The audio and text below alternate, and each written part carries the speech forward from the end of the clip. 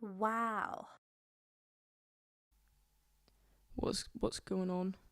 I've recently wrote like a song, like the first song that I've actually finished in like ages. So I was like, why not use that for a video? So that's what we're doing. I've already got a demo for this, but I'm basically gonna re-record it so that I can be like, this is how you do it. So in this video, we're gonna record everything.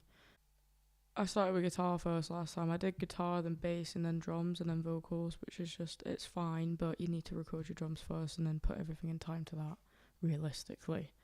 So, I'm just gonna show you how I set up my sessions. Okay, so I'm happy with 126. It gives the song a bit more drive, especially because the bass and the drums don't come in until halfway through. If you don't know how to do this is a learning experience. As you can see on the other session, I've got like my arrangement. So I find this super useful, especially for when I'm doing drums and I'm recording drums first. I need to know where I am, but I'm gonna basically copy what I did in this arrangement. So to get your arrangement, you press this little button here. You can press G and it will come up the global tracks, or you can hit this little drop down thing. So if you just right click on it and you press configure, and then you can take out like everything that you don't want. Like I don't want any of that. So right. Okay, so I'm gonna leave a bar out. I like a bar of breathing room at the start, so I'm gonna start here. Right, so this needs to go to 6 now. And then that'll give it 1, 2, 3, 4 bars, right? So cool. And then you just press the add button if you didn't know how to get a different section up. Right. Add. And you can change this, so you can make it its own name. Or you've got your basic. Okay, cool. Session sorted. And now we're gonna move on to drums. Ideally, if I was gonna record this and release it, I would use a real kit, and so there would be at least 4 different channels for all of the mics, right? But I'm just putting it into the one channel because I'm just using a jack cable to connect that to my interface and then into Logic. So we're gonna do that now.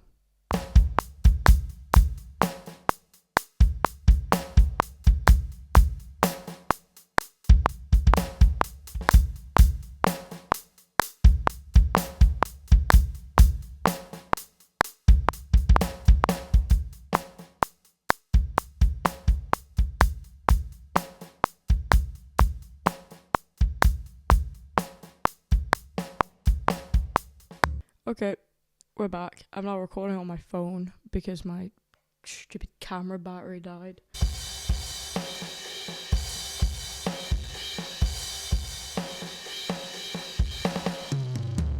I'm just gonna go for it because I know how to play this thing.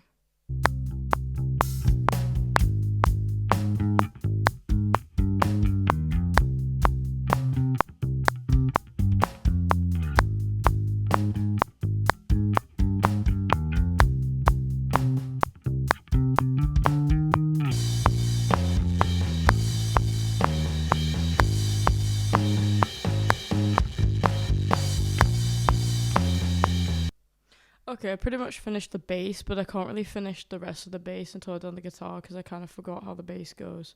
So now I'm gonna go the guitar. Okay, I've got my camera up. So for acoustic guitar, I'm basically just gonna shove the mic, basically like that.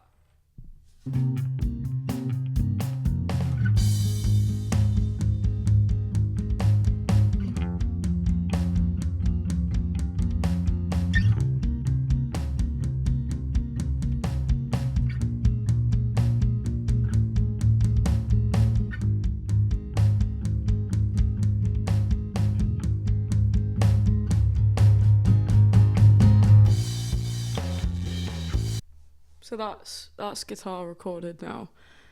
So Now the last thing I need to do is record electric guitar, and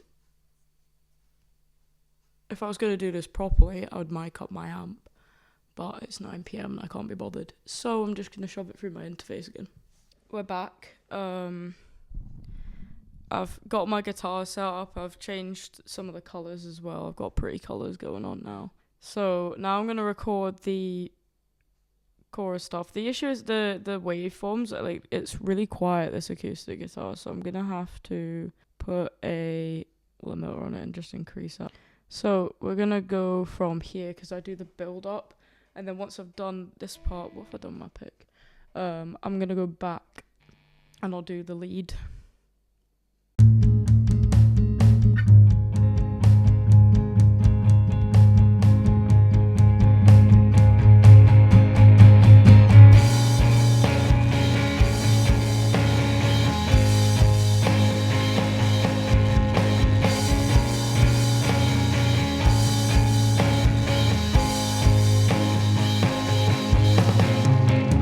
That was the one. Right, okay, we're done with that. That's the guitar done. So now I need to do lead. Duplicate.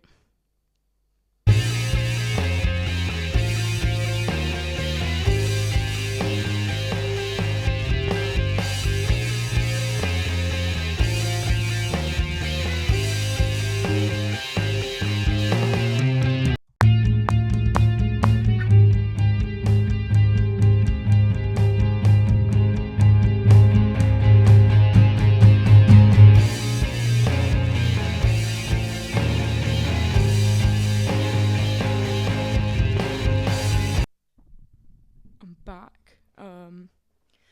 I've gone over the bass, I've done the last little bit with the bass, and I've also like looked at the EQ with the bass. Everything's just a bit all over the place at the moment, and it's because it's very crowded. The fun thing about this is once you've got the takes, and obviously you can edit them and you can move and you can take parts from different ones, and it crossfades it automatically for you, which is lovely. But once you're finished and you're like, I want to use this take, all you have to do is just click on the takes, right? And then you can do a little special thing called flatten and merge. And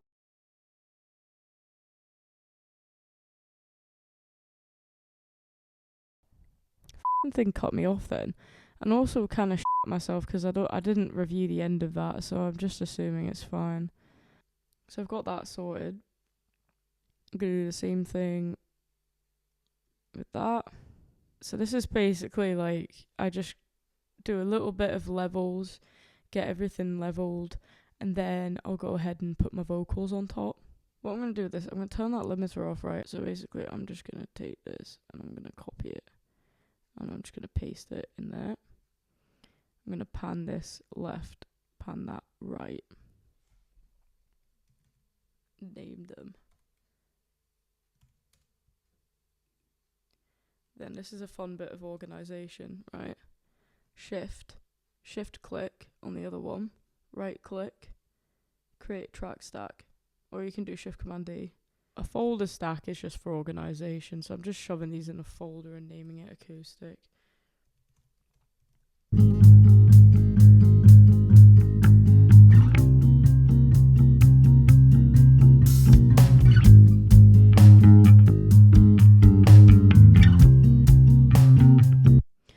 And that will need a little bit of EQ and all that, but also again that's mixing. But like, because the bass was right in the middle, these were clashing, so you can't really hear the difference in what I'm playing when I was playing the same notes. So it just opens it up a bit, and we're gonna do the same thing at the chorus with this. Yeah, normally you would record it twice. You would record it once for the left, once for the right, and it sounds better. It sounds more natural, and everything. But I'm a lazy git, so